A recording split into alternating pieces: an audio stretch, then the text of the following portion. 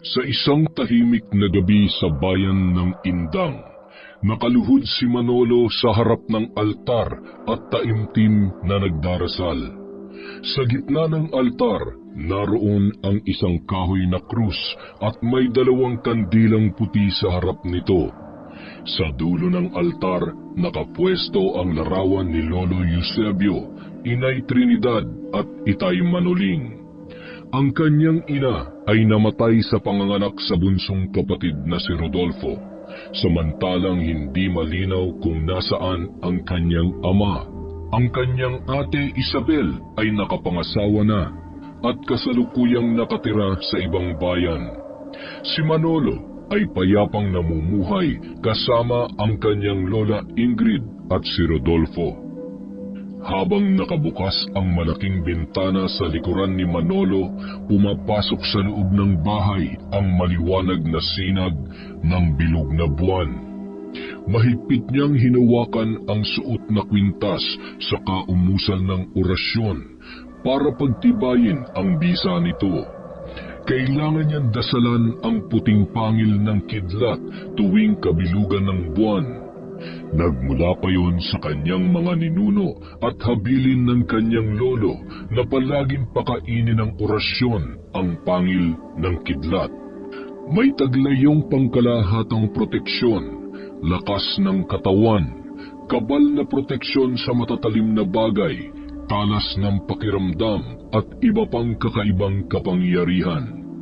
Natutunan niya ang mga sinaunang ritual at dasal mula sa kanyang lolo Eusebio na isang kilalang albularyo at antingero sa kanilang nayon noon. Mayroon din siyang natural na kakayahan na makita ang hinaharap na namana niya sa kanyang inang dating manggagamot at nagmula sa lahi ng mga babaylan. Nakikita niya sa panaginip kung ano ang mangyayari. Isa sa mga hindi niya malilimutan ang unang pangitain noong 10 taong gulang pa lamang siya. Ang pagkawala ng kanyang ama na ang akala niya ay pangkaraniwang panaginip lang. Hindi niya alam na totoo ang pangitain na yun at hindi niya nasabi kay Lolo Eusebio bago iyon nangyari. Saglit na bumalik sa kanya ang ala-ala ng nakaraan sa kapis. Nasa laot ang kanyang lolo at nangingisda ng suguri ng mga aswang ang kanilang bahay. Isabel, isara mo ang pinto at mga bintana! Itay, hindi niyo po kakayaning harapin ang mga aswang na yun! Kailangan ko kayong protektahan. Narito ang buntot pagi at asin. Ipagtanggol mo ang kapatid mo! Itay, hintayin po natin si Lolo! Sumunod kayo sa utos ko. Tumito lang kayo. Inay, pakibantayan po ang mga bata. Doon tayo sa silid, mga apo. Iakit natin si Rodolfo. Lola, kinakabahan po ako para kay Itay. Magdasal na lang tayo para sa kaligtasan ng Itay mo, Manolo. Sana rin ay dumating na ang lolo ninyo. Mag-isang hinarap ng kanyang ama ang grupo ng mga aswang na lumusob sa kanilang tirahan. 5 aswang ang kaharap ni Manoling at nagawa nitong paslangin ang mga kalaban sa tulong ng mutya ng palos na nagbibigay liksi sa may hawak ng agimat na yun. Gamit ni Manoling ang buntot pagi at ang taglay niyang liksi para kalabanin at puksain ang mga aswang. 3 na ang kanyang nagagapi nang sabay na sumugod ang 2 aswang. Inilipad siya ng mga yon papalayo at hindi na siya nakalapag pa. Kitang-kita ni Manolo ang tagpong yun habang nakasilip sa siwang ng kanilang bintana. Wala na ang ama at ang mga aswang nang dumating si Lolo Eusebio. Sinubukan nitong gamitin ang angking kakayahan mula sa mutya ng saging para hanapin ang kinaroroonan ng anak pero hindi na nito nakita pa si Manoling. Wala na ang bakas ng kanilang ama matapos ang insidenteng yun. Umaasa si Manolo na buhay pa ang kanyang ama pero naniniwala si Lolo Eusebio na pinatay na si Manoling ng mga aswang. Lumipat sila ng tirahan para mailayo sa kapahamakan ang kanilang pamilya. Mainit sa mata ng mga aswang ang pagiging lahing antingero at albularyo ng kanilang angkan. Sa Indang Cavite sila nakarating. Pagsasaka ang naging hanap buhay ng kanyang lolo at nakapagtayo ng bigasan sa bayan. Doon na rin inabutan ng kamatayan si Lolo Eusebio dahil sa atake sa puso. Kuya, inaalala mo na naman yung nangyari kay Itay. Hindi ko makakalimutan kung paano siya inilipad ng 2 aswang na yon, Rodolfo. Wala pa akong muwang noon. 3 taon pa lang ako. Maliksi si Itay at kinaya niyang harapin ang mga nakalaban niya. Nailipad siya sa malayo pero posibleng nakaligtas siya. Nararamdaman ko, buhay pa si Itay. Sana nga buhay pa si Itay para makita ko man lang siya. Wala akong ala-ala niya na magkasama kami. Kung hindi pa dahil sa nag-iisang larawan niyang kupas na nasa altar, wala akong magiging ideya kung anong itsura niya. Hanggat wala tayong pruweba na patay si Itay, patuloy akong aasa na buhay pa siya. Ni walang nakitang parte ng katawan niya nung hinahanap siya ng mga tanod at pulisya. May matitira bang parte sa katawan ni Itay kapag isang angkan ng aswang ang kumain sa kanya? Ikaw talaga? Lagi na lang akong talo sa diskusyon sa'yo.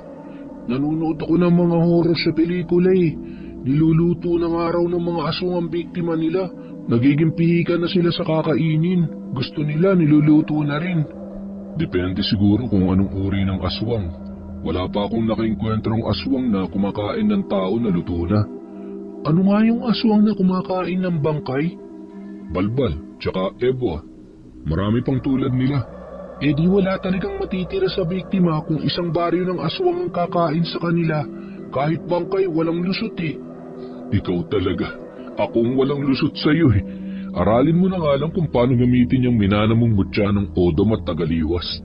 Huwag mong kalimutang pakainin ng orasyon yan, ha? Oo, kuya. Pagkatapos mo riyan, akyatin mo na si Lola Ingrid. Shh! Huwag ka maingay. Tumayo si Manolo saka sumilip sa labas ng bintana. Mahal na araw noon, panahon kung kailan malakas ang mga nilalang ng kadiliman. Naramdaman ni Manolo ang mabigat na presensya ng isang nilalang sa di kalayuan. Isinara niya ang bintana saka sumenyas kay Rodolfo para umakyat para puntahan ang natutulog na si Lola Ingrid. Tinungo niya ang kusina saka kinuha ang itak at kaluban nito. Itinali niya yon sa kanyang baywang. Lumapit si Manolo sa pinagsasabitan ng latigong gawa sa buntot pagi. Kinuha niya yon saka lumabas ng bahay. Binaybay niya ang daan patungo sa kakahuyan.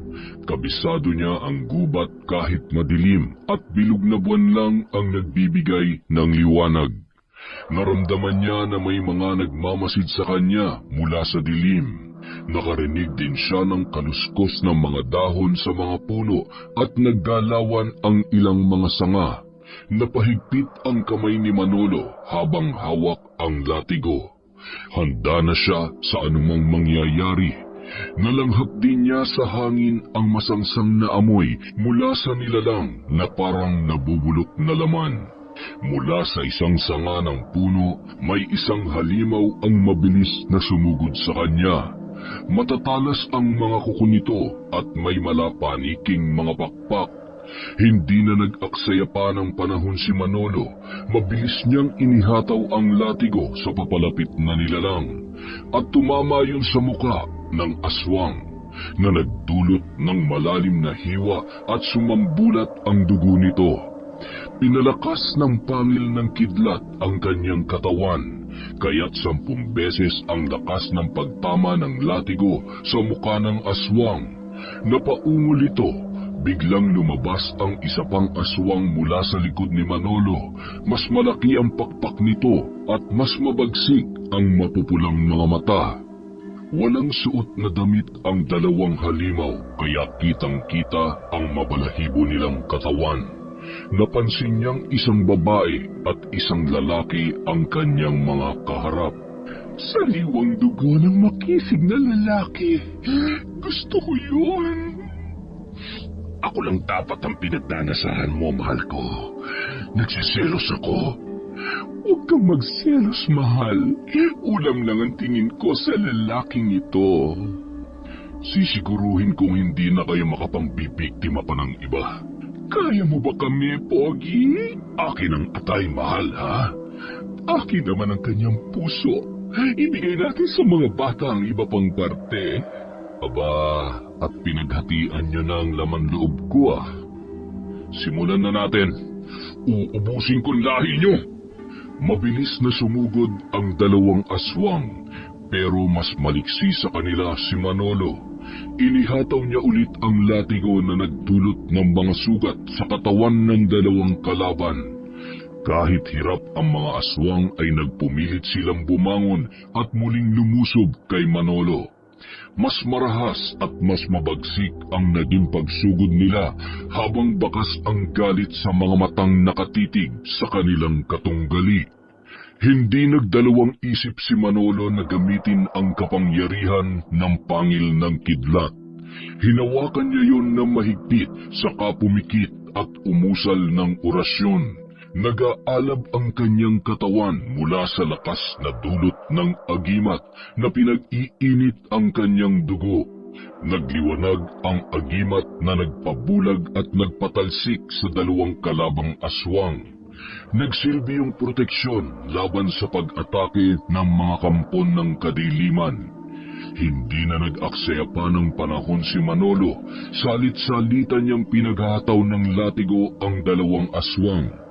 Pagkatapos, hinugot niya ang kanyang itak mula sa kaluban nito, saka pinagtataga ang leeg ng dalawa. Bumagsak ang mga yon sa lupa na wala ng buhay. Pagkatapos noon ay pinagpatong niya ang katawan ng dalawang aswang at ilang tuyong sanga. Hindi niya na hinintay pa na magliwanag para sunugin sa araw ang katawan ng mga yon. Ayaw niyang may makakita sa mga aswang, baka magkaroon pa ng pangamba ang kanyang mga kababayan, at ayaw din niyang may makaalam na isa siyang antingero. Kinuha ni Manolo ang posporo sa kanyang bulsa, saka sinilaban ang katawan ng dalawang kampo ng dilim, saka umuwi na sa kanilang bahay. Ilang sandali pa. Kuya, kamusta? Anong nakalaban mo? Malakas ba? Dalawang ordinaryong aswang lang. Hindi sila ganun kalakas. Sasama ako sa susunod na pakikipaglaban mo, kuya, ha? Hindi pwede. Hindi mo pa nga gamay-gamitin ang mga pinamana sa'yo ni Lolo Eusebio, eh. Bakit naman kasi dalawang sa akin kung pwede namang tulad ng sayo? Rodolfo, ika nga ni Lolo, hindi basta-basta nagagamit ang agimat ng kahit sino. Ang agimat ang pipili ng nakatakdang magmamay-ari sa kanya. Bakit itong mga bigay ni Lolo hindi ko magamit ng maayos? Tulad nung isang araw, sinubukan kong mag-invisible para makatakas sa teacher ko sa math, pero nakita ko ni Ma'am. Ilang ulit ko bang kailangang sabihin sa iyo na huwag mong gagamitin sa kalokohan ng mga agimat na hawak mo? Aray! Ang sakit naman ng kuya. Kutong na naman ang inabot ko. Ang tigas kasi ng ulo mo, eh. Magsikap ka sa pag-aaral para umasenso ang buhay mo. Maayos naman ang kinikita ng bigasan natin, di ba? Pwede akong magmana nun, tapos ikaw, maghahunting ka na lang ng mga aswang para maubos na sila. Siraulo ka talaga. Matulog ka na nga. Kailangan natin magbukas na maaga ng bigasan. At umakyat na rin si Manolo pagkatapos mag-ayos ng sarili. Nahiga na siya at natulog. Nang makatulog ang binata, nagpakita sa kanyang panaginip ang kanyang ate Isabel. Hawak nito ang bilog na tiyan habang nakahiga sa kama at nagpapaantok. Nang maidlip ito ay biglang may mahabang dila ang lumawit mula sa bubong patungo sa tiyan ng kapatid ni Manolo. Walang sabi-sabi na tumusok yon sa tiyan ni ate Isabel at sinipsip ang bata na nasa sinapupunan nito. Doon biglang nagising si Manolo. Tagaktak ang kanyang pawis sa noo at naghahabol ng hininga. Nag-alala siya sa kapatid dahil alam niyang isang pangitain ang panaginip na yun, pero hindi malinaw kung kailan mangyayari. Hindi na siya nagbalik pa sa pagtulog.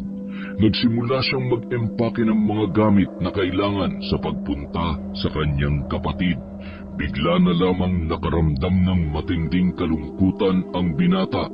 Hindi niya maipaliwanag kung bakit. Napatanaw siya sa labas ng bukas na bintana.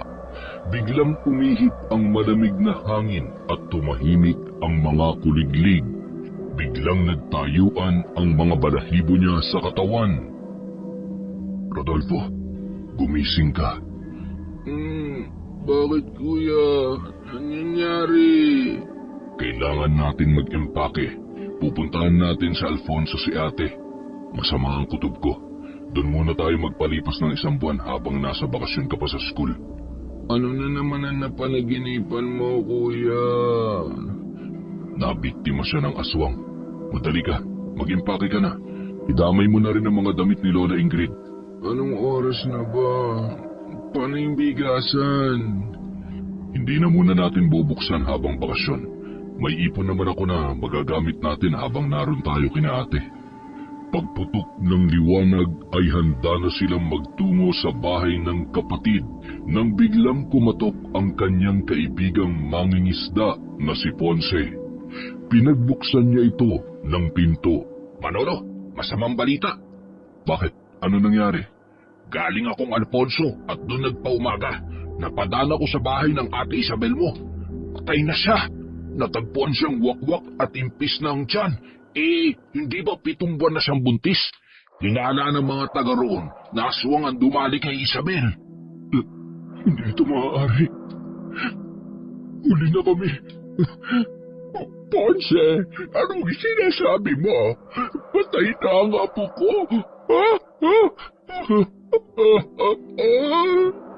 Opo, Lola Ingrid. Nagbili ng asawa niya na sabihin ko sa inyo para daw makadalaw kayo roon. Maraming salamat, pare. Hindi maaari. Inuubos ng mga aswang na yan ang lahi natin. Lola, huminahon po kayo. Lola, Ako na ang aalalay kay Lola pagsakay ng kalesa, kuya. Kausapin mo na muna si Kuya Ponce. mauna na kami, Ponce. Pwede bang pakitingnan-tingnan ang pwesto namin at baka mapagnakawan pa? May mga paninda pa kami ron eh. Ako nang bahala.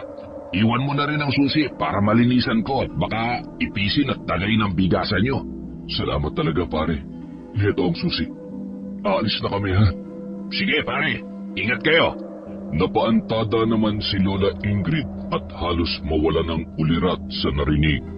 Habang nasa kalesa at bumibiyahe papunta sa bayan ng Alfonso kung saan nakatira ang kanyang apo. Hindi rin napigilan ni Manolo ang galit sa aswang na pumatay sa kapatid at pamangkin. Nakuyumos niya ang kanyang mga kamao habang hawak ang renda ng kabayo dahil sa pagnanasang makapaghiganti. At nakarating na nga sila sa bahay ni Ate Isabel sa Alfonso.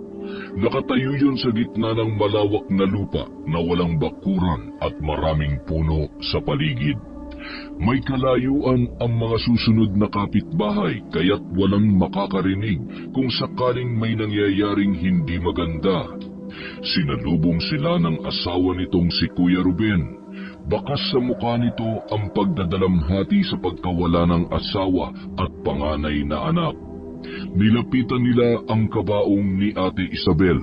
Napakapit na mahigpit si Lola Ingrid kay Rodolfo para kumuha ng lakas. Apo, bakit nangyayari sa iyo ito? Anong nangyari kay ate, Kuya Ruben? Hindi ko nga rin alam eh. Galing ako sa pangingisda magdamag. Pagka-uwi ko nadatnan ko na ganun si Isabel. Duguan at wakwak na ang tiyan. Wala nang bata sa sinapupunan niya. Kaya kung aswang ang may gawa nito sa kanya, papatayin ko hayop na aswang na may gawa nito sa mag-ina ko. Pwede ko bang makita ang silid ninyong mag-asawa? Halika. Nandun sa dulo sa itaas ang silid namin. Hindi ko pa nalilinisan ang nagkalat na dugo dahil iimbestigahan pa rin ng mga pulis ang nangyari. May butas ang bubong na katapat ng papag ninyong mag-asawa. aswang ang paniniwala namin gumawa nito kay Isabel. Kaya hindi ko alam kung anong magagawa ng mga pulis laban sa aswang. Pero hindi naniniwala ang kapulisan dito sa amin. May napansin ka bang umaaligid kay ate? O sa paligid ng bahay niyo bago siya napatay? Wala akong napansin eh. Ay, teka. Ang sabi ng ate Isabel mo, may nakamasid daw sa kanyang matandang babae mula sa simbahan hanggang sa palengke nung minsan nagpunta sila ng inay ko sa bayan. Pagkatapos, nakita niya kinabukasan na may babae sa labas na nakamasid sa bahay namin pero nawala raw agad kaya hindi niya tiyak kung iisa lang yun. Saka medyo malayo kaya hindi niya namukhaan. Sa pagkakatanda ko noong 1 buwan pa nangyari yun eh. Ay, maaaring nasundan siya ng aswang na yon at binantayan kung kailan siya mag-isa sa bahay. Nagkataon pang wala si inay dahil may namatay din kami kamag-anak sa may Maragondon. Anong plano mo pagkatapos ng libing ni Ate Isabel? Hindi ko pa alam, pero nagsasagawa ng pagroronda ang ilang kalalakihan dito para sa proteksyon ng mga buntis at batang taga rito. Gusto rin nilang tugisin ang aswang. Hindi lang ito ang unang beses na napabalita may aswang sa bayan namin. Maaari ba kaming mamalagi rito? Kahit mga 1 buwan lang? Tutulong ako sa paghahanap sa aswang na gumawa nito sa kapatid ko. Oo naman. Doon kayo tumuli sa bakanting kwarto. Si Lola Ingrid naman, sa silid na ni Inay. Salamat kuya. Puntahan muna natin si Lola. Baka atakihin ng high blood. Maghapong nagbantay ang mag-anak sa lamay. Maraming tagalugar ang nakiramay sa kanila. Masayahin at mabait daw si Isabel sa lahat kaya wala itong kaaway. Naniniwala silang aswang ang may gawa ng karumal-dumal na pagpatay kay Isabel at sa ipinagbubuntis nito. Puno ng puot ang dibdib na lumabas ng bahay si Manolo para sumagap ng sariwang hangin. Bahagya siyang lumayo sa bahay ng bayaw na maraming nakikiramay. Dumiretso siya sa bahaging mapuno sa likod bahay na walang katao-tao, saka doon nagpakawala ng malakas na sigaw. Inilabas niya ang kanyang galit na nararamdaman sa mga aswang. Bahagya siyang kumalma pagkatapos ng pagsigaw na yun. Saka niya napansin na malayo na pala siya sa bahay. Hindi niya kabisado ang napuntahang lugar na masukal na. Iginala niya ang kanyang paningin para maghanap ng maaaring mapagtanungan pero walang kabahayan sa gawing yon. Nasaan na ba ako? Kuya! Rodolfo, mabutit narito ka. Nakita kitang lumabas kaya sinundan kita eh. Hiniram ko pa sa isang tanod itong flashlight. Nagulat ako sa iyo dahil bigla ka nagsisigaw. Akala ko may aswang ka ng kalaban. Inilabas ko lang ang kinikimkim kong galit sa mga aswang. Mayayari talaga ang susunod mong makakalaban, kuya. Siguradong bugbog sarado sa iyo yun. Hindi ko palalagpasin kahit sino o ano pang aswang ang makaharap ko. Pwedeng makisali, kuya. Makikibugbog din ako kahit isang beses lang. Kahit nga isang suntok lang eh. Sanayin mo munang gamitin ang mga agimat mo para hindi ka maging pabigat. Isa pa, huwag mong ibuyang-yang ng ganyan yan. Ipaloob mo lang sa t-shirt mo. Inililihim ang pagkakaroon niyan. Maaaring pag-interesan yan at manakaw. Hindi naman nila magagamit ang mga anting-anting at agimat ng basta-basta, di ba? Ikaw ang nagsabi niyan. Hindi magagamit ng ibang tao pero mawawalan ka. Isa pa, hindi lang ordinaryong tao ang pwede magka-interes sa mga agimat. Maging ang mga nilalang na galing sa ibang mundo pwede ang nakawin sa'yo. Maaari din manganib ang buhay mo sa kanila. Mga kapre, tikbalang, ganun. Huwag mo naman akong takutin, kuya. Hindi ako nagbibiro. Opo, itatago na. Halika na. Bumalik na tayo sa bahay. Ang kulit mo na naman eh. Alam mo ba ang daan pabalik, kuya? Hindi. Ikaw, alam mo, di ba? Sinundan lang kita eh. Hindi ko natatandaan ang daan pabalik dun sa bahay ni ate. Patay tayo dyan. Halika, maglakad-lakad na lang tayo para mahanap natin ang daan pabalik. At naglakad na nga ang magkapatid para hanapin ang daan palabas sa kakahuyan. Ngunit mas lalong nagiging masukal ang kanilang dinaraanan. Parang nasa loob na tayo ng kagubatan, kuya. Naliligaw na talaga tayo. Pataas na rin ang nilalakaran natin. Mukhang kailangan nating bumalik Doon tayo pumunta sa kabilang direksyon.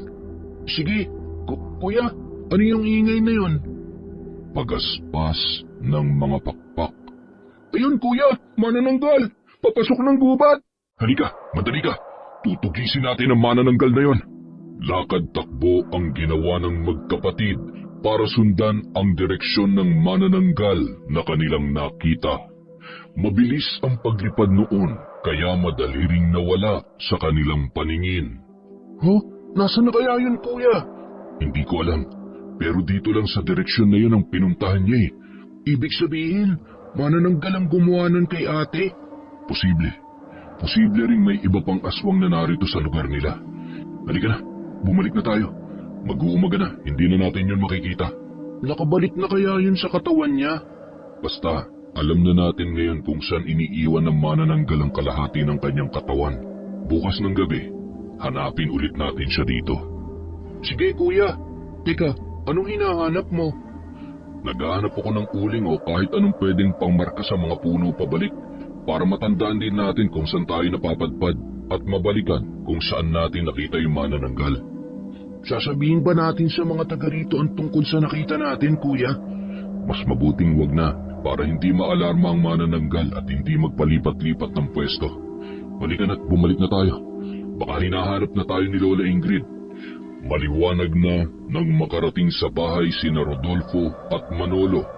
Nasermonan pa sila ng kanilang lola dahil hindi sila nag-iingat at naligaw sa lugar na hindi nila kabisado. Bandang hapon, dumalaw ang ilang tindera sa palengke na kabatian ni Isabel. Doon nakilala ni Manolo si Teresa. Maganda ang dalaga, mahinhin, maamo ang muka at malumanay magsalita. Kuya, baka naman matunaw sa pagkakatitig mo yung chicks. Manahimik ka nga dyan, baka marinig ka nakakahiya. Kuya Ruben, pakilala mo naman kami sa mga bisita mo. Uy, ipapahamak mo pa ako siya si Teresa, tindera siya sa palengke ng mga prutas. Teresa, silang mga kapatid ni Isabel, sina Rodolfo at Manolo. Ikinagagalak ko kayong makilala. Kami rin. Taga rito ka rin sa Alfonso? Hindi. Mga ilang buwan pa lang kami rito. Galing kami sa Aklan. Sinong kasama mo? Ang inay ko lang. Dalawa lang kaming lumuwas, naiwan si Itay sa Aklan. Ganun ba? Salamat sa pagdalo kay Ate Isabel, ha? Wala yon. Nalungkot ako nang nabalitaan kong nangyari sa kanya. Napakabait niya at palabati kaya hindi ko rin matanggap na ganito ang sinapit niya. Ang paniniwala ng karamihan dito, aswang daw ang pumatay sa kanya. Oo, sabi nga nila. Kawawa naman ang baby niya. Hahanapin at papatayin kong aswang na gumawa nito sa kanya.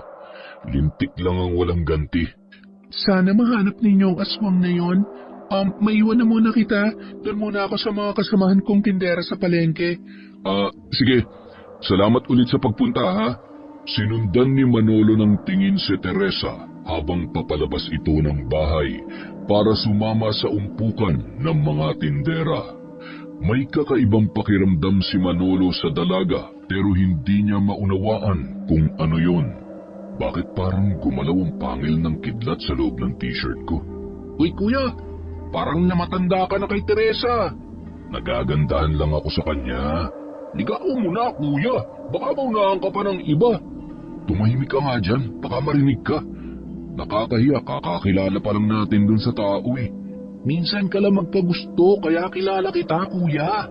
Pihigan ka pero kapag tinamaan, tagos hanggang buto. Uy, uunahin kong hanapin ang pumatay kay ate bago ang lahat. Hindi ako matatahimik hanggat pag-alagala sa indang manananggal na yun. Oo nga, baka maging biktima rin si Teresa. Sayang ang ganda, di ba? Puro kalokohan. Nga pala, sasama ako sa pagroronda mamayang gabi. Maiwan ka rito. Sa susunod ko na babalikan ang paghanap sa gubat. Baka makaramdam ang manananggal na sinundan natin siya. Magpapalamig lang muna ako. Ayoko magpaiwan. Sasama ako sa pagroronda mamaya, kuya, ha? Sabi nang hindi pwede. Pumayag ka na, kuya. Marami naman tayong kasama sa pagroronda Ang kulit mo talaga. Sige na nga, sumama ka na. Pero huwag kang hihiwalay sa amin, ha? Hindi na ako bata, kuya, at may proteksyon ako. Huwag ka rin basta susugod mag-isa. Kuya naman, ginagawa kong batang sipunin eh. Kinagabihan, sumama sa pagroronda sina Manolo at Rodolfo. Naiwan sa lamay sina Lola Ingrid at Kuya Ruben para mag-asikaso sa mga bisitang nakikiramay. Isinukbit ni Manolo ang itak at kaluban sa kanyang tagiliran, saka mahigpit na hinawakan ang latigo. Inaya niya na si Rodolfo para sumama sa grupo na magro-ronda. Oh, bakit nagkwintas ka pa ng bawang? Mahirap na, kuya. Baka mapugian sa akin ang manananggal at matipuhan ako. Wala akong tulad ng agimat mo. Proteksyon lang sa bala at kutsilyo ang meron ako at pagiging invisible na palyado naman. Huwag kang maingay, baka may makarinig sa'yo. Oh, sorry na. May dala rin akong 2 kilo ng asin. Malay mo makita natin yung kalahating katawan mamaya. Mga kasama, maghihiwalay tayo sa 2 grupo sa pag-iikot para mas mapabilis ang paghahanap sa aswang. Doon ang iba sa gawing masukal. Alam nating sa gubat gumagala ang mga aswang. Dito naman sa mga kabahayan ng ilan. Siguraduhin may dala kayong mga sulo, sibat, itak at iba pang panlaban, ha? Panlaban din sa aswang ang apoy, kaya siguraduhin parating may sindi ang mga sulo ninyo. Tayo na! Sa grupo ng mga magroronda sa kabahayan na pasama sina Manolo at Rodolfo, inisa-isa nila ang mga kanto at sulok ng barangay. Tao po, magandang gabi po. Ano yon? Mangungumusta po, ayos lang po ba kayo riyan? Ano'y ka mo? Ang sabi ko po kung kumusta na kayo dyan. Kumot? Abay, may kumot ako rito. Giniginaw ka ba? Ay, patay tayo dyan. Wala akong tinapay, iho. Magsara po kayo ng pinto at bintana. Baka aswangin po kayo. Ito nga, magsasara na ako. Huwag mo akong sisigawan, hindi ako bingi. Kuya, dapat dito mahaba ang pasensya mo, no? Ganun talaga. Sa gubat sana tayo bukas. Tsak din akong hindi maliligaw ang aswang sa ganito karaming kabahayan. Marami ring tao sa labasan dahil sa lamay ni Ate Isabel. Tara na, tapusin na natin itong pag-iikot sa mga kabahayan, kuya. Bukas na tayo bumawi. Nang sumunod na gabi, sumama ulit sa pagroronda ang magkapatid. Sa grupo ng mga tanod na nasa gubat magroronda na pasama sina Manolo at Rodolfo. 7 sila sa grupo na yon. Karamihan ng kasama nila ay malalaki ang tiyan. Tayo na sa gubat. Pahingi po ako ng isang sibat, Manong. Oh, eto. Salamat po. Bakit nang hingi ka pa ng sibat? Dala mo na nga ulit yung asin, may latigo ka pa. Suot mo pa nga ulit yung bawang na kwintas mo. Mabuti na yung maraming sandata. Saka hindi lang ako nagkwintas ng bawang ngayon. May mga nakigaya. Nanginginig pa nga yung isa iyo. Mabuti na rin yan para hindi sila maging pabigat kapag nariyan ng manananggal. Mahirap magligtas ng sabay-sabay. Sabagay, kung tutuusin, napapalibutan tayo ng ulam ng mga aswang. Paano kung may angkan pala ng aswang dito tulad nung nangyari nung bata pa tayo, no? Tapos, ganito kalalaki ang tiyan ng mga ulam ng aswang? Grabe. Huwag naman sana. Mas madali makipaglaban kung wala akong iintindihing buhay ng iba sa paligid na kailangan kong iligtas. Mga kasama, manananggal! Tugisin natin! Sugan! Kuya, ayun siya! Huwag alisin ang tingin sa manananggal! Huwag hayaang makatakas yan! Masyado silang mabagal tumakbo. Hindi natin naabutan ang manananggal na yun. Kuya, malayo na manananggal! Makakatakas na naman yan! Hindi ko hayaang makatakas pa siya. Gagamitin ko ang lakas ng pangil ng kidlat. Rodolfo, pahiram na sibat! Sa pula manananggal! Bilis! Bumagsak na ng manananggal! Tinamaan mo, kuya! Ang galing mo! Hindi sapat ang sibat para mapatay yun. Madali ka! Ayaw na manananggal! Natisod sa nakausling ugat ng puno si Rodolfo. Pagtayo niya, tahimik at madilim. Wala siyang marinig na kahit anong ingay sa paligid. Kinuha niya ang nabitawang flashlight, supot ng asin at latigo. Nagpalakad-lakad si Rodolfo sa masukal na gubat. Kuya! Kuya! Nasaan kayo? Naiwan na ako! Hindi ko na namalayan na wala na sila. Nasaan na ba sila? Kinakabahan na ako. Kuya, nasaan ka na? Ha? Teka, ano to? ang kalahating katawan ng manananggal. Anong gagawin ko? Teka, sisilaban ko ba? Pero wala akong posporo. Bakit pa kasi wala akong hawak na sulo eh? Ay, teka, dala ko nga pala ang asin. Bubudburan kitang manananggal ka. Pinatay mo ang ate ko ah. Mayayari ka sa akin. At lumapit si Rodolfo sa kalahating katawan ng manananggal, saka natatarantang binudburan yon ng asin. Inubos niya ang lahat ng laman ng supot na kanyang hawak. Sige, magkikisay ka't umusok. Nararapat lang sa iyan. Para kang sinisilaban sa sobrang dami ng asin na nilagay ko, no? Mamatay kang manananggal ka. Rodolfo, kung saan-saan na kita hinanap, bakit ka humiwalay sa amin? Kuya, nadapa ako eh. Pagtayo ko, wala na kayo. Kuya, kalahating katawan ng manananggal oh. Binuhusan ko ng asin. Ayan, nagkikikisay sa lupa. Ang galing mo! Nahanap mo ang kalahating katawan ng manananggal. Silaban mo na, kuya. Oh, akong bala. Sinilaban ni Manolo ang kalahating katawan ng manananggal at sinunog yon. Tiyak niyang mamamatay na ang halimaw dahil wala na itong babalikang katawan. Pinagmasdan ng magkapatid ang nasusunog na parte na katawan na yun, na ipaghiganti na nila ang sinapit ng kanilang ate at ng ipinagbubuntis nito. Kitang-kita naman ng manananggal mula sa itaas na nasusunog na ang kalahati ng kanyang katawan. Hindi na siya nag-atubiling lumipad papalayo. Gusto niyang makita ang anak sa huling sandali ng buhay niya at ipamana ang bertud ng aswang. Nakita niya ang kanyang anak na nakadungaw sa bintana mula sa kanyang silid sa ikalawang palapag ng kanilang bahay. Teresa! Teresa! Inay, sugatan kayo! Sinong kumuha niya sa inyo? Nasaan ang kalahating katawan ninyo? Bumalik na kayo sa katawan ninyo, inay! Wala na, anak. Sinunog na nila ang iba pang bahagi ng katawan ko. Inay, hindi pwede. Hindi maaari. Sino nagsunog ng katawan ninyo? Sino? Ipaghihiganti ko kayo. Hindi ko nakilala. Hindi ako nakalapit sa kanila dahil ninais kong iligtas ang bertud. Hindi na ako magtatagal, anak. Hindi. Ayoko. Wala na akong mababalik ang katawan, anak. Kunin mo na ang bertud. Ipaghiganti mo ako sa mga taga rito. Gagawin ko yan, inay. Ipinapangako ko. Ipaghiganti kita at papatayin ko ang mga gumawa nito sa inyo. Iiwan na kita rito. Hindi nila ako maaaring matagpuan dito, anak.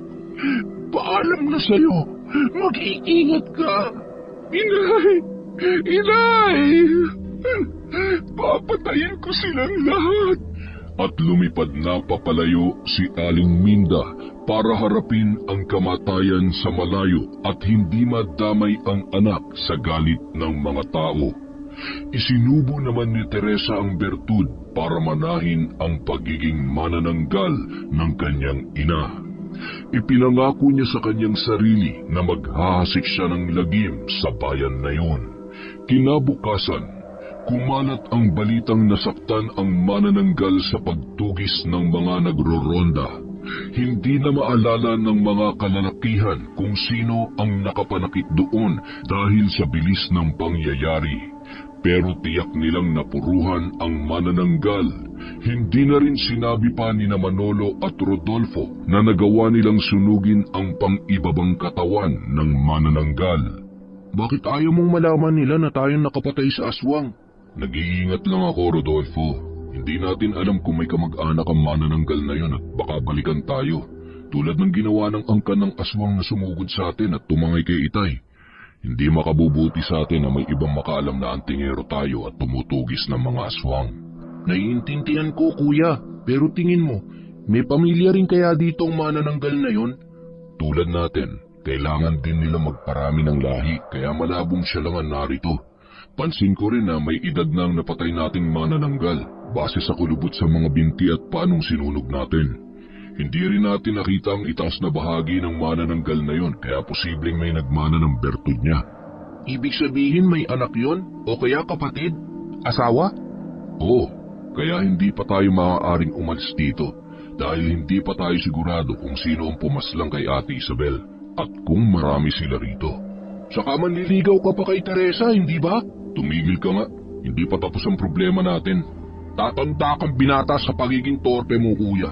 Ang tapang-tapang mo sa aswang, pero sa chika babes, napaka-torpe. Napailing na lamang si Manolo. Ayaw niyang madaliin ang kung anumang paghanga kay Teresa. Gusto niyang mas makilala pa ang dalaga bago niya ito ligawan. May misyon pa siyang kailangang harapin, ang hanapin ang kadugo ng manananggal na napaslang nilang magkapatid. Samantala, napagkasunduan naman ng mga kalalakihan na ipagpatuloy ang pagroronda tuwing gabi para masigurong ligtas na ang kanilang lugar. Nagpatuloy naman ang magkapatid na sumama sa pagroronda. Nagbabaka sakaling makatagpo pa ng ibang manananggal pero wala silang nakita. Araw ng huling lamay ni Isabel, marami ang nakiramay kay Ruben. Mga kasama nitong mangingisda at ilang malalapit na suki sa palengke. Dumating din si Teresa para makiramay. Salamat sa pagpunta ha. Walang anuman. Ikaw lang mag-isa? Oo, dinalaw ni Inay ang kamag-anak namin sa Quezon. Siya nga pala, totoo bang napatay na yung manananggal na pumapatay dito sa atin? Hindi pa sigurado kung napatay siya pero lubhas siyang nasugatan sa pagtugis ng mga nagro-ronda. Alam mo ba kung sinong magiting na tagapagligtas ng mga taga rito? Dapat na pasalamatan siya ng mga tao. Isa siyang bayani. Hindi eh. Masyadong mabilis ang mga pangyayari. Madilim din sa gubat kaya hindi ko maaninag ang mga kasama ko. Kasama ka pala sa nagronda? Oo. Pero hindi ko nakita yung nangyari. Naligaw si Rodolfo kaya hinanap ko pa at nahiwalay kami sa kanila. Mabuti naman at nakauwi kayo ng ligtas. Delikado rin ang sumama sa pagroronda at makaharap ang mga aswang. Siya nga pala, makikipaglibing ako bukas kaya maaga akong uuwi ngayon. Mukhang ganun din ang iba rito. Maagang nag-uuwian para makipaglibing bukas. Gusto mo bang ihatid kita? Delikado sa daan, baka kumapano ka. Hindi ba abala sa'yo? Hindi naman. Gusto ko lang masiguro na ligtas kang makakauwi. Maraming salamat. At ihahatid na nga ni Manolo si Teresa sa kanilang bahay. Nang hiram siya ng sulo sa isang tanod. Habang naglalakad sila, naramdaman ni Manolo ang paggalaw ng suot na agimat sa loob ng kanyang t-shirt. Pero ipinagwalang bahala niya lamang yon. Nakarating sila sa bahay nila Teresa. Napansin niyang nasa bungad yon ng masukal na parte ng kagubatan. Walang mga kapitbahay sa paligid at napakatahimik. Mag-isa ka lang dito ngayon? Hindi ba delikado? Hindi naman. Magsasara na lang ako ng mabuti para walang makapasok na masasamang loob. Mag-iingat ka rito ha. Magsabi ka pala kung may kailangan ka para matulungan kita habang wala pa ang inay mo. Maraming salamat, Manolo ha. Sige, mauna na ako. Magandang gabi sa'yo. Habang naglalakad papalayo si Manolo, napansin niya ang natuyong mga patak ng dugo sa mataas na halamang may malapad na dahon. Inilapit pa niya ang sulo para matiyak na mantsa ng dugo ang naroroon. Hindi siya maaaring magkamali. Napaangat siya ng ulo at naghanap pa ng maaaring patak ng dugo. Lumapit siya sa mga kasunod na halaman at may ilang patak din ng dugo roon. Sumagi sa kanyang isip na baka dugo yun ng mabangis na hayop. Kinutuban din siya na baka sa manananggal na kanilang tinugis. Kaya natakot siya para kay Teresa. Mag-isa lang ang dalaga roon sa bahay nito. Pagbalik sa lamay, kinausap niya ang ilang kalalakihan na magronda rin sa gawin ng bahay ni Teresa para matiyak na ligtas ang dalaga. Pumayag naman ang kanyang mga nakausap. Madaling araw na at kaunti na lamang ang bisita. Nakaupo sina Manolo at Rodolfo sa harap ng ataul ni Isabel. Nagbabantay sa huling sandali ng kanilang kapatid. Ang bilis mo, kuya. May paghatid ka ng nalalaman dyan, ha? Ayaw mo matawag na torpe, pero... Sira, hinatid ko lang dahil mag-isa lang siyang uuwi at delikado ang lokasyon ng bahay nila. Masukal pa ron. Wala namang masama, binata ka at masipag pa. Di nalugi si Teresa. Ate Teresa pala. Papasa ka ron. Sana nga. Pero kuya, naligo ka ba? Hinatid-hatid mo si Teresa pero hindi ka naman naligo. Uy, naligo ako ha. Ano yung naamoy ko? Parang nabubulok na karne. Oo nga no. Meron ba tayong nakalimutan na karne dyan? Dito ka lang. Bantayan mo si Ate Isabel. Huwag mong aalisin sa kanya ang tingin mo ha. Bakit kuya? Aswang ba? Yung kumakain ng bangkay? Basta, dito ka lang. Kinuha ni Manolo ang latigo at ang itak sa silid, saka nagmamadaling lumabas ng bahay para hanapin ang pinagmumulan ng masangsang na amoy. Sigurado siyang amoy yun ng isang aswang. Iginala niya ang paningin sa palibot ng malawak na lote. Iilan na lang ang nakikipaglamay at abala si Kuya Ruben sa pagharap sa kanyang mga bisita. Lumigid si Manolo sa likod bahay at doon siya nakiramdam. May pagkaluskos sa mga dahon at damong ligaw sa di kalayuan. Lakad takbo ang ginawa niya para habulin ang itim na bulto na patalon-talon sa mga sanga ng puno. Mabilis ang pagkilos ng nasabing nilalang. Mas binilisan pa ni Manolo ang kanyang pagtakbo saka humarang sa daraanan ng aswang. Isang balbal ang nakaharap niya. Tangan nito ang isang kaputol na puno ng saging. Alam na niyang gusto nitong nakawin ang katawan ng kanyang Ate Isabel at palitan yun ng puno ng saging. Mabilis na nilatigo ni Manolo ang kaharap na balbal. Bumagsak yun sa lupa pero agad na nakatayo at nagtangkang tumakas. Pero mabilis ang pagkilos na ginawa ni Manolo. Ilang ulit niyang inundayan ng hagupit ng latigo ang katawan ng aswang. Nagalit ito at umangil na parang hayop.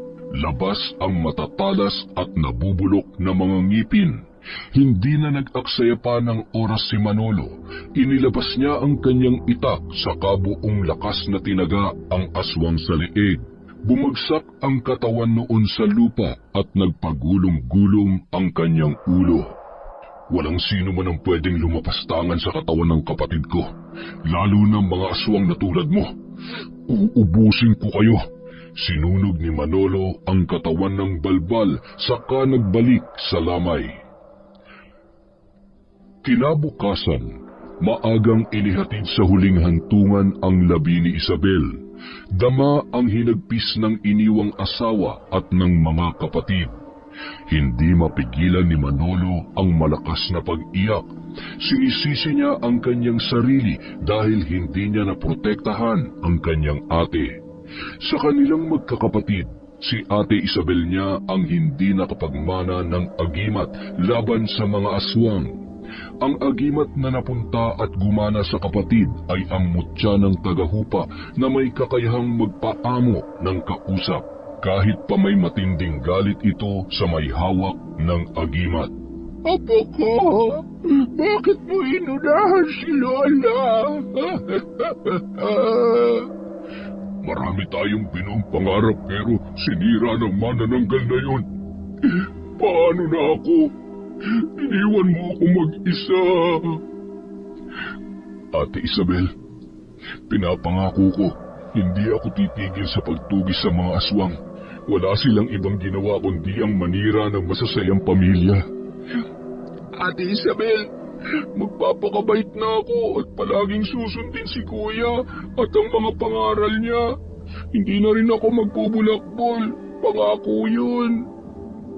Apo ko, bakit mo iniwan si Lola? Lola, tulong! Dalhin natin si Lola sa ospital! Paspasan ninyo at painumin ng tubig. Lola, magpakatatag po kayo. Nandito pa po kami ni Rodolfo. Buhatin natin at isakay sa jeep ko. Dalhin natin siya sa ospital. Naisugod naman sa ospital si Lola Ingrid. Lumabas sa resulta na inatake ito sa puso at naging paralisado ang kalahati ng katawan. Ilang araw na malagi ang kanilang lola sa ospital bago na iuwi sa bahay ni na Kuya Ruben. Salamat sa pagpapatuloy sa amin dito, Kuya. Meron lang akong kailangang gawin dito, pero babalik din kami sa amin. Sasama ka pa rin ba sa paghahanap ng pumaslang sa Ate Isabel mo? Oo, Kuya. Hindi ako makampante. Pakiramdam ko, meron pa ring panganib dito sa lugar ninyo. Ruben, anak, may natagpuan na namang buntis na pinatay doon lang sa kanto. Bakit naman kasi hinayaang kumagana ang buntis sa gabi? Alam namang delikado sa lugar natin. Ano po ang ikinamatay ng biktima? Ay tulad kay Isabel, wakwak ang tiyan at wala na ang sanggol. At eto pa, labas ang laman loob at wakwak din ang kanyang dibdib. Ang sabi-sabi, kinuha rin pati ang puso niya. Ay mahabaging langit. Mukha nga pong hindi pa talaga tapos ang problema ng lugar na ito sa aswang. Ilan pa kayang aswang ang naligaw sa bayan namin? Wala namang ganitong pangyayari noon. Tahimik kami dati. Magbabalik daw sa pagruronda ang mga kalalakihan at mas madami ang sasama sa pagtugis sa mga aswang. May magaganap na pagpupulong mamayang hapon sa plaza. Pumunta tayo para makiisa. Opo, Inay. Pagdating ng hapon, nagpulong ang mga taga-barangay nila Ruben.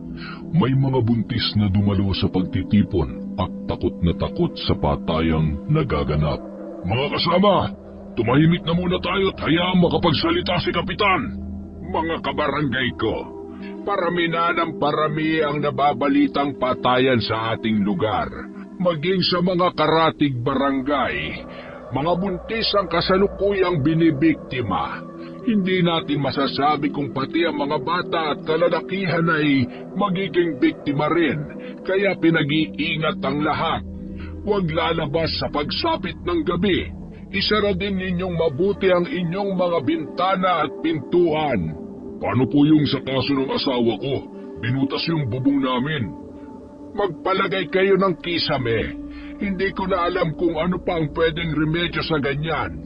Ang magagawa natin ay magronda at maging alerto lamang. Tulungan din natin ang mga nagro-ronda na nauuhaw o nagugutom na dumaraan sa inyong mga bahay para makainom o makakain. Iyon na lamang ang may babayad natin sa pagsasakripisyo nila para sa seguridad ng mga kababayan natin. Magtitipon-tipon tayo rito mamayang gabi para maghati-hati sa grupo sa pag-iikot. Kapitan, mas maganda kung maglalagay din sila ng bawang at asin sa mga sulok ng kabahayan nila, partikular sa mga bintana at pinto. Kung maaari din, dapat may buntot pagi kayong latigo para panlaban sa aswang. Tama yun. Ako bibili ako ng maraming bawang at asin. Maiwan ko na kayo, ha? Ay tayo na, hayaan na natin sa mga kalalakihan ng pagtugis sa mga aswang. Bumili na tayo ng bawang at baka maubusan tayo.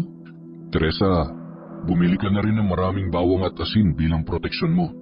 Sumabay ka na sa kanila. Mag-isa ka pa naman sa bahay ninyo. May bawang at asin pa ako sa bahay. Mabutit nakabili na ako kaagad. Kung hindi ay baka maubusan pa ako. Mabuti naman at nakapaghanda ka ng maaga. Oo, natakot ako eh. Maaari ba kitang ihatid pa uwi? Papadilim na. Sige, walang problema. Salamat ha. Kuya, sasama ako. Ay, epal ka talaga. Pwede bang humiwalay ka naman sa akin? Wala naman akong gagawin sa bahay. Inaalagaan naman ng inay ni Kuya Ruben si Lola. Bahala ka nga.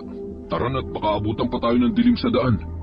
Naglakad sila hanggang sa bahay ni Teresa para ihatid ang dalaga. Madilim na nang sila ay makarating doon. May kalayuan din yun mula sa plaza kaya hinihingal pa si Rodolfo. Ate, pwede bang makainom ng tubig? Nauuhaw ako. Pasensya na, hindi ko kayo mapapapasok. Hindi pa ako nakakapaglinis ng bahay. Teka sandali lang ha. Ikukuha ko lang kayo ng maiinom. Ayos lang. Salamat. Kailangan din namin bumalik sa plaza para sumama sa pagroronda. Masyadong liblib na tong bahay ninyo, ate. Pwedeng pagtaguan to ng aswang, ah. Pagkasambit noon ni Rodolfo, napatitig sa kanya si Manolo. Bahagya siyang nakaramdam ng kaba.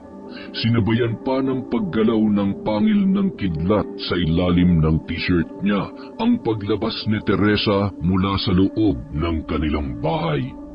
Heto ang pitsil at baso. Uminom na muna kayo bago kayo bumalik sa plaza. Maraming salamat, ate. Bilisan mo ng pag-inom. Kailangan na natin bumalik doon. Salamat sa malamig na tubig, ate, ha. Mauna na kami. Mag-iingat kayo. Halika na. Mabilis na hinatak ni Manolo ang kanyang kapatid papalayo sa bahay ni na Teresa.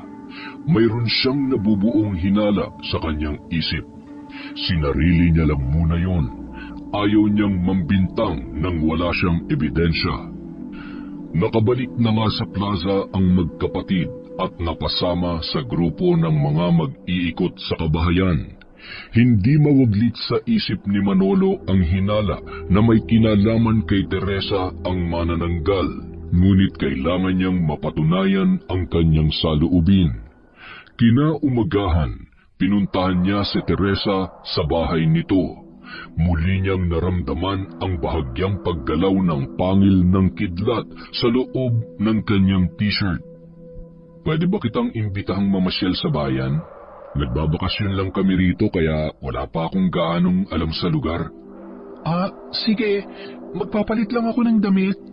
Mukhang tama nga ang lugar na ito para maging bahay ng aswang. Nasa bukana lang ng gubat na pwedeng pag-iwanan ng kalahating katawan. Halika na. Salamat sa pagpayag mong sumama sa akin, ha? Wala yon. Gusto ko rin namang maglibang. Ano bang gusto mong gawin o bilhin sa bayan? Bibili lang ako ng mga pangangailangan ni Lola at ilang pasalubong sa mga kaibigan ko sa Indang. May alam akong mga murang bilihan sa bayan. Tara! Naglibot ang dalawa sa mga tindahan. Nakita niya ang kabaitan ni Teresa habang nakikipag-usap sa mga nakakasalubong at nagtitinda. Nakakaramdam naman ng pagkagilty si Manolo dahil sa pagdududa sa dalaga. Kumain muna tayo, tanghali na pala. Tito, pwede bang sa ibang lugar na lang? Hindi kasi masarap dyan. Ganun ba? Saan tayo pwedeng kumain? Doon na lang sa kabilang kainan, sa kaibigan ko. Sige, tara. Aling Iska, yung paborito kong inihaw na manok at wala pong kanin. Heto. Nangangati ka sa mga pampalasa kaya walang halo yan. Nobyo mo? Nako, hindi po. Bagong kaibigan ko po, si Manolo. Kumusta po kayo? Isang adobong manok at isang order ng kanin po. Ay, sige. Maupo na kayo at dadalhin ko sa mesa ninyo. Ayos, suki ka pala rito. Pwede kasing magpaluto sa kanila. Nangangati ka sa mga pampalasa? Oo. Pinapantal ako at kinakapos ako ng hininga. Mabuti at sinabi mo, hindi kita nadala ron sa kabila. Masyadong malasa ang mga ulam nila, tantad ng seasoning. Teka, hindi ka magkakanin? Nagpabawas din ako sa kanin.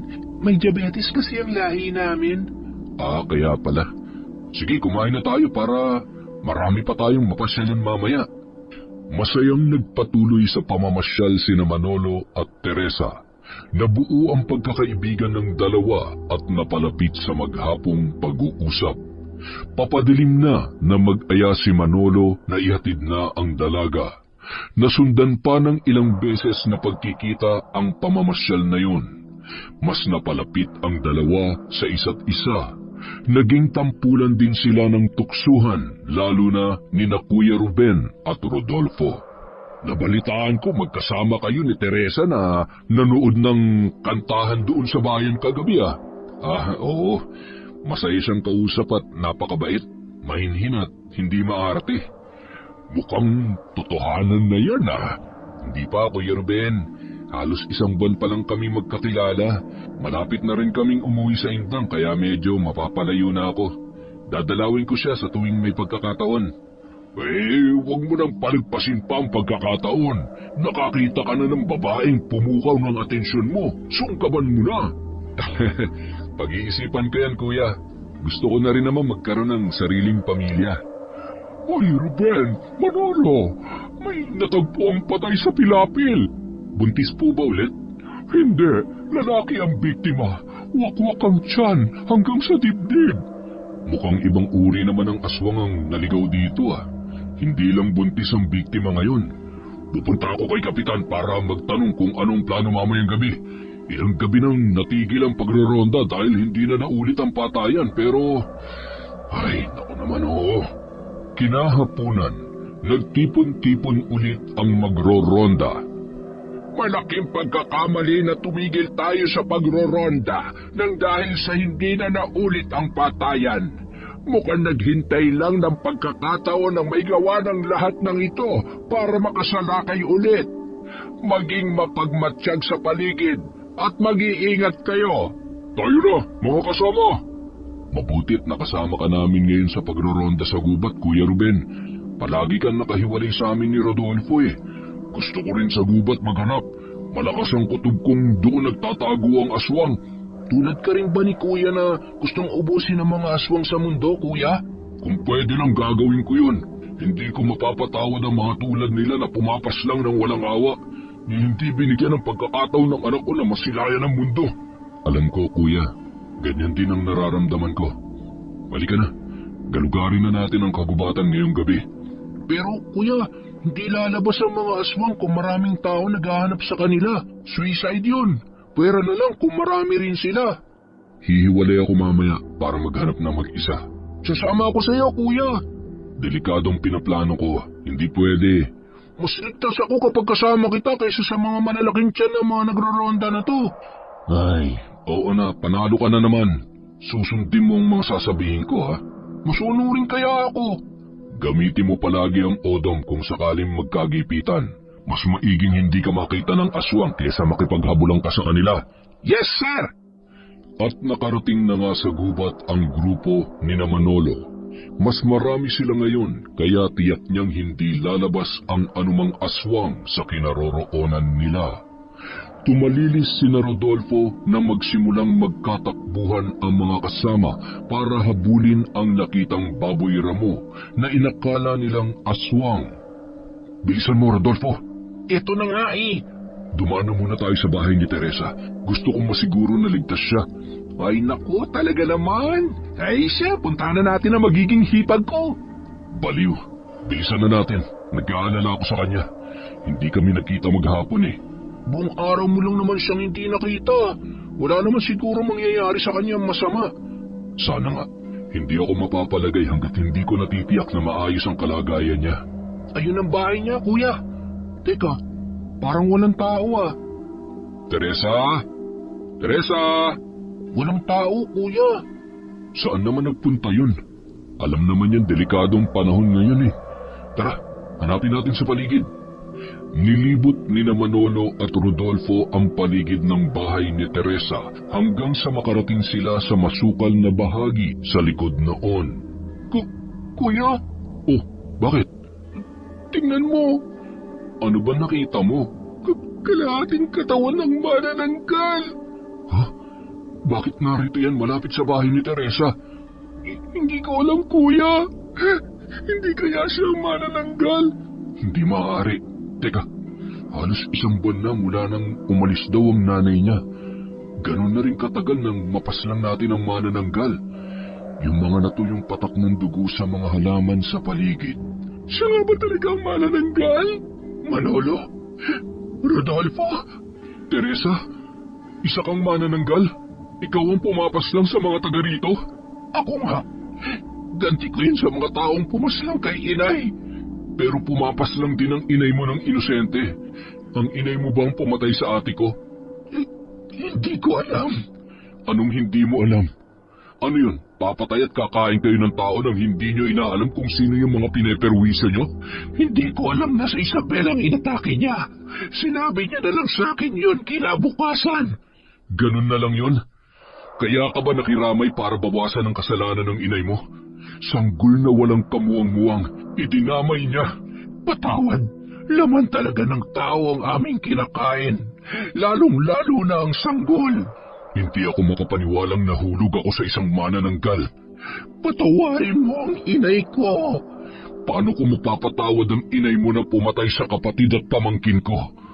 Pero mukhang nakaganti naman ako sa kanya dahil sa palagay ko, Iisang napatay kong manananggal at ang nanay mo.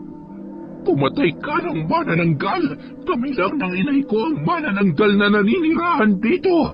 Kung ganon, siya nga yung napatay ko nung gabing yon. Bakit sa lahat ng tao ikaw pa ang nakapatay sa kanya? Ah! Pinatay niya ang kapatid ko at ang pamangkin ko. Kaya nararapat lang napatayin ko ang manananggal na salot sa bayan. Hindi kita mapapatawad, Manolo! Papatayin kita! Nilusob ni Teresa si Manolo. Desidido siyang patayin ang lalaki. Pero hindi naman nagpasindak ang antingero. Nasaktan man siya sa nalamang katotohanan na isang manananggal ang babaeng kanyang nagustuhan. Kailangan niyang tanggapin na hindi sila maaaring magsama. Isang mapaminsalang manananggal si Teresa at pumapatay ng mga inosenteng tao, lalo na ng mga kaawa-awang sanggol. Inihanda ni Manolo ang latigo sa kayon inihataw ng malakas sa babae. Hindi nagpatinag ang manananggal. Ginamit nito ang matatalas niyang mga kuko para itarak sa dibdib ni Manolo. Pero hindi tinablan si Manolo dahil sa proteksyon ng pangil ng kidlat. Isa kang antingero! Tama ka. Isa kong antingero na manunugis ng mga aswang na katulad mo. Sinadya mo akong paibigin para mahulog sa patibong mo! Napakasama mo! Hindi ko alam na isa kang manananggal. Kung sa simula pa lang alam ko na, matagal ka ng patay. Kinasusok naman kita! Nalilito naman si Rodolfo kung lalagyan niya ng asin o hindi ang kalahating katawan ni Teresa. Alam niyang naging espesyal ang babae sa kanyang kuya, kaya siya ay nag-aalangan.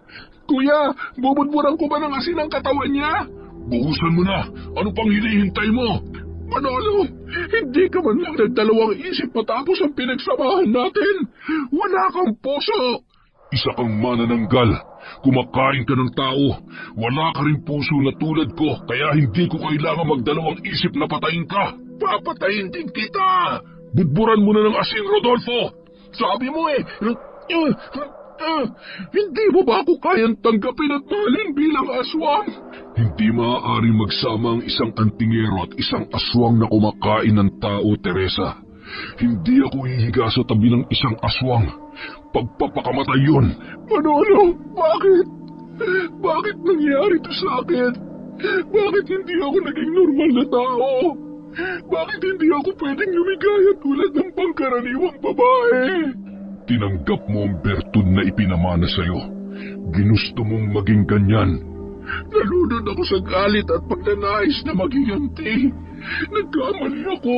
Pinangarap kong mamuhay ng normal kasama ka, pero mukhang imposible na yon. Galit ako sa'yo, pero mahal kita. Kahit saglit pa lang tayong nagkakakilala, minahal na kita. Sige, tapusin mo na ako, Manolo. Teka, ate, bakit nga pala hindi ka amoy nabubulok na karne? Para kasing hindi ka manananggal. Salamat at pinatawa mo pa ako bago ako mamatay, Rodolfo. Pero niluluto ko muna ang karne bago ko yun kainin. Manolo, pagod na ako. Tapusin mo na ako. Patawarin mo ako, Teresa. Hinigpitan ni Manolo ang pagkakahawak sa kanyang itak.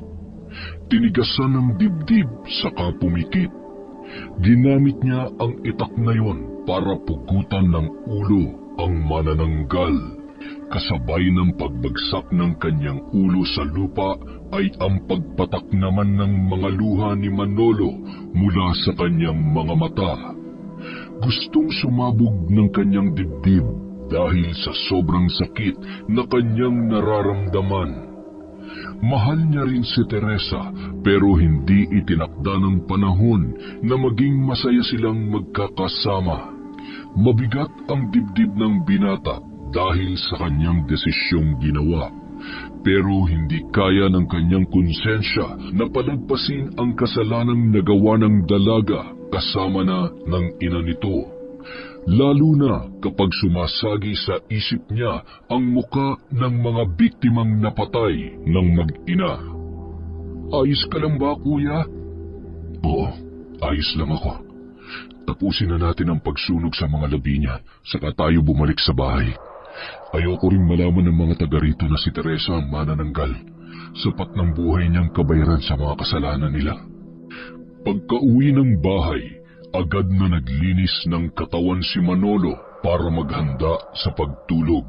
Masama pa rin ang kanyang pakiramdam dahil sa mabigat na desisyon na tapusin ang buhay ni Teresa. Dala ng matinding pagod, nakatulugan niya na rin ang pag-iisip doon. Malalim na ang gabi nang mapanaginipan niya ang kanyang ama. Kaharap niya ito at nakangiti. Pagkatapos ay biglang nagbago ang anyo nito na naging isang mabangis na aswang. Sinugod siya nito kaya nanlaban siya. Hinataw niya ng latigo ang kanyang ama saka ginamitan ng itak. Nagising si Manolo na tagaktak ang kanyang pawis. Napansin niyang tirik na ang araw. Ihanda mo na ang mga gamit mo. Tulungan mo na rin si Lola na mag-empake. Uuwi na ba tayo, kuya? Oo, tapos na ang misyon natin dito. Balik na tayo sa dating buhay natin. May aswang pa kaya rin sa atin? Pero naubos mo na sila bago tayo pumunta rito sa Alfonso. Malalaman natin pagbalik natin sa Indang. Mag-iikot muna ako mamayang gabi bago tayo umalis dito para alamin kung may aswang pang pag-alagala. Dasalan mo ang mga agimat mo mamaya. Huwag mong kalimutan yon, ha? Opo, kuya. Kinagabihan, nag-ikot-ikot si Manolo sa gubat. Naghanap ng aswang na nagpapagala-gala roon. Nasa gitna na siya ng kagubatan nang maramdaman ang presensya sa paligid. Maingat siyang lumakad at iginala ang paningin sa madilim na bahaging yon ng kagubatan. Nagulat siya nang naging mas matalas na ang kanyang mga paningin sa dilim. Naramdaman niya rin ang bahagyang paggalaw ng pangil ng kidlat sa loob ng kanyang damit. Nakarinig siya ng kaluskos sa kanyang likuran. Nilingon niya ito. Isang malaking aswang ang nakatayo roon at nakamasid sa kanya. Walang sabi-sabing sinugod niya ang aswang at ilang ulit na hinataw ng kanyang latigo. Hindi ito nanlaban. Iniilagan lang nito ang bawat pagsugod na ginagawa ni Manolo. Umuhusay ka na talaga sa pakikipaglaban. Sino ka? Anak, kumusta ka na? Ginamit ko ang lahat ng impluwensya ko para mahanap kayo.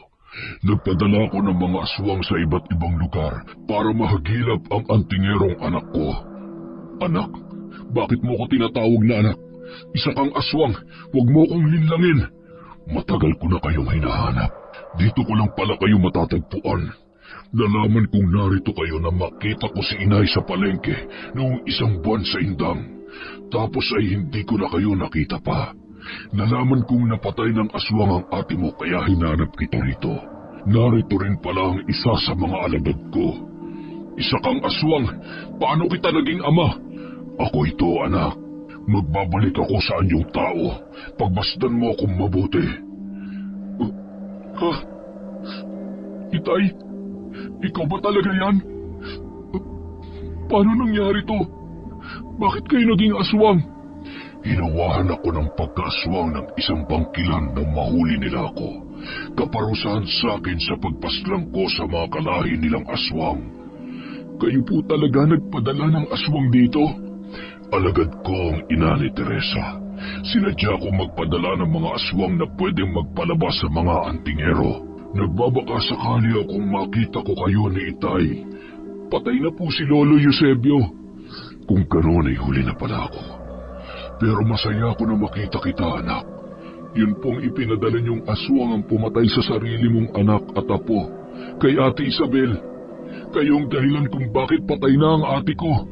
Hindi ko alam na magkakaganoon, anak. Patawarin mo ko. Huli ko nang malaman nung makita ko kayo ni Teresa na magkasama sa bayan at nung inamin niya na ang kanyang ina ang pumaslang kay Isabel. Pumapas lang din ba kayo ng tao? Kumakain rin po ba kayo ng mga sanggol na walang muwang? Oo, anak. Kapag hindi ko na mapigilan ang pagkalam ng aking sikmura.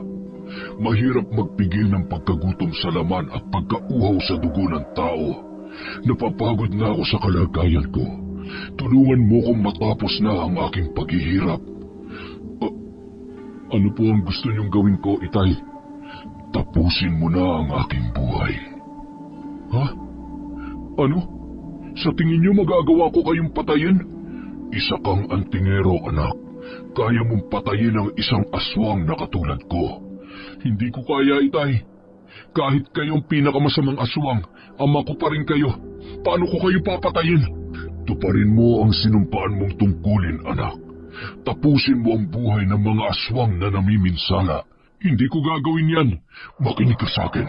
Kung ayaw mong ikaw ang paslangin ko, kasama na si Rodolfo at ang lola mo. Itay, huwag niyo akong piliting gawin ang isang bagay na kahit po kayo, hindi niyo magagawa kung sakaling nagkapalit tayo ng sitwasyon. Kung ikaw ang nasa kalagayan ko, papatayin din kita. Ayokong makita na pumapatay ka ng mga taong walang laban, kaya tapusin mo na ang buhay ko. At muling nag-anyong aswang si Manoling. Iniharang ni Manolo ang katawan para protektahan si Rodolfo. Sumugod si Manoling sa kanyang anak. Nakaumang ang matatalas nitong kuko. Walang nagawa si Manolo kundi ang labanan ang kanyang ama. Nagtagisan sila ng lakas at bilis, ngunit mas malakas ang batang antingero. Nagawa niyang hatawin ng latigo ang kanyang ama ng paulit-ulit, kaya bumagsak sa lupa ang aswang. Muling bumangon ito para sugurin ulit ang kanyang anak. Ginamit naman ni Manolo ang kapangyarihan ng pangil ng kidlat. Nagliwanag ang agimat at tumilapon ang kanyang ama. Nag-alangan si Manolo na hugutin ang itak sa kanyang kaluban. Hindi niya kayang patayin ang kanyang sariling ama. Tapusin mo na siya, kuya! Hindi ko hahayaang ikaw ang mapahamak dahil sa maling desisyon. Rodolfo, bakit ka sumunod? Sinabi ko sa iyong dasalan mo ang mga agimat mo. Ayaw mo talagang makinig sa akin. Masama ang kutob ko, kuya, kaya sinundan kita. Hindi na siya ang ama natin. Pumapatay na siya ng inosente. Marami pa siya mabibiktima kapag hinayaan natin siyang mabuhay. Ikaw ang may sabi niyan, di ba? Wala na si Itay, kuya. Hindi magagawa ng tunay nating ama ang pumatay at kumain ng mga inosenteng tao. Tama ang sinabi niya, anak. Pakinggan mo si Rodolfo. Ikaw ang gusto kong tumapos sa pagdurusa ko. Mas alam mo ang tungkulin ng isang antingero, hindi ba? Ang hirap po ng pinapagawa niyo sa akin, Tay. Ang tagal ko pong hinintay ang pagbabalik ninyo. Kung talagang mahal mo ko, palalayain mo na ako sa paghihirap ko. Napakaraming taon kong tiniis ang ganitong sitwasyon para mahanap kayo at makapagpaalam ng maayos. At ngayon, natupad na ang kaisa-isa kong hiling. Gusto ko na magpahinga at makasama ang inay mo at si Itay sa kabilang buhay. Susundin ko po ang kahilingan niyo, Itay. Patawad. Paalam, Itay. Salamat at nakita ko po kayo sa huling pagkakataon. Mariing ipinikit ni Manolo ang kanyang mga mata. Saka walang sabi-sabing hinugot ang kanyang itak sa kaluban nito at itinarak yun sa dibdib ng amang aswang na nasa kanyang harapan. Yun na ang pinakamabigat na desisyon na kanyang nagawa, pero kailangan niya yung gawin. Tumingala siya at tinanong ang langit kung bakit ganoon ang nangyari sa kanyang pamilya. Napaluhod si Manolo sa sobrang bigat ng kanyang dibdib. Kay tagal niyang inasam na sana ay buhay pa ang kanyang ama, pero hindi niya akalain na siya rin pala ang tatapos sa buhay nito. Niyakap ng magkapatid ang katawan ng kanilang ama na wala ng buhay. Kailangan nilang tanggapin na matagal na itong nawala sa kanila. Sinunog nilang magkapatid ang labi, saka tinipon ang abo at inilagay sa sisidlan. Mayroon na silang ililibing na labi ng kanilang ama. Pagka-uwi sa bahay, isinalin nila sa mas maayos na lalagyan ang natitirang abo noon. Inilihim nila ang pangyayaring yon kay Lola Ingrid dahil delikado na ang kalagayan ng puso nito. kaya ayaw nilang sumama ang loob ng kanilang lola.